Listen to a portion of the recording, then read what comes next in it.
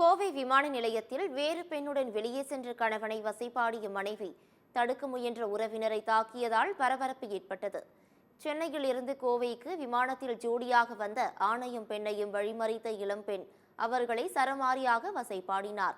விசாரணையில் கணவன் வேறு பெண்ணுடன் வெளியில் சென்றதை அறிந்த மனைவி விமான நிலையத்தில் கையும் களவுமாக மடக்கி பிடித்துள்ளார். அப்போது அங்கிருந்த உறவினர் இளம்பெண்ணை தடுக்க சமாதானம் செய்ய முயன்றுள்ளார்.